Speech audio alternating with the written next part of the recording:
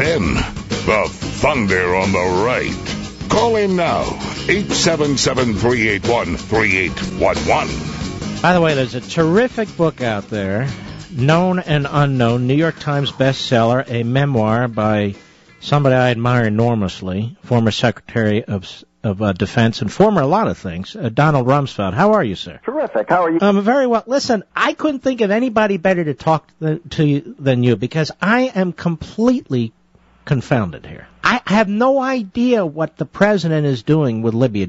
Honestly, do you know what's going on here? Well, no. I think the first thing I would say is we have U.S. military people at risk, and needless to say, we all want whatever is done to succeed and for it to be well done and well managed. The problem we've got is, in my book, I talk about the importance of having the mission determine the coalition. In other words, deciding with clarity and precision what your mission is, and then getting people to assist you.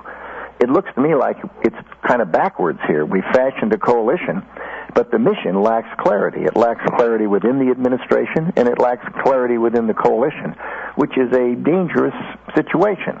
What kind of message does that send allies and enemies alike? Well, it certainly sends a message of ambivalence. And if you put yourself in the shoes of people who are part of the Gaddafi regime, they do not know whether the mission is to remove Gaddafi or not. Some say it is, some say it isn't. And as long as there's that ambiguity, they're going to have to make a judgment. Think of the ambassadors that have defected. Think of the military people who 2, 3, 4 weeks ago thought that Gaddafi would be done. They then jumped ship and said that they would oppose Gaddafi. Military people did. And then, of course, there was this long delay, and then the rebels were crushed. Anyone who is asked to assist the rebels has to be very careful. Because they don't know what ultimately is going to happen. They don't know what the coalition's decision is. Another thing that concerns me, to go to your first question, is there is confusion and lack of clarity about the command and control.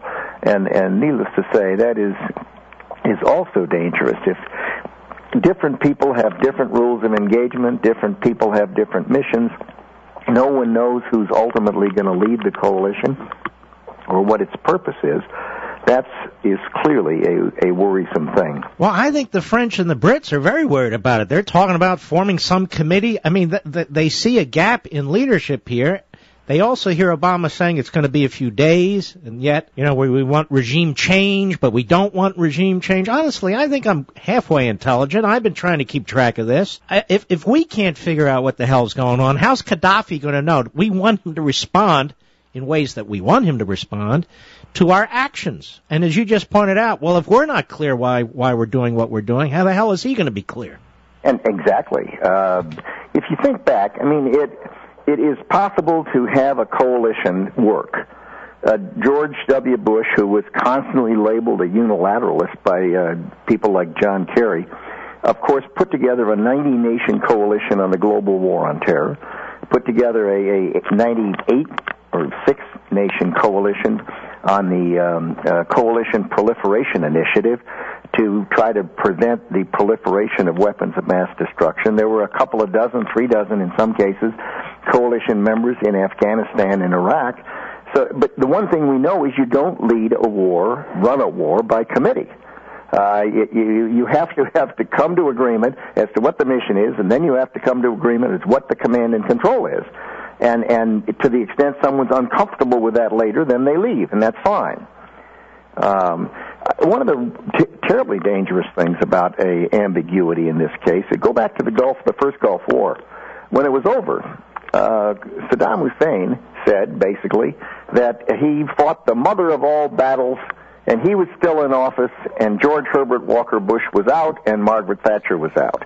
And That's he was still there. So he was emboldened by it. And I don't question for a minute right now, but that the confusion emboldens Gaddafi and makes everything that the folks are trying to do more difficult. And if he's left standing, he's going to be really emboldened. That's your point.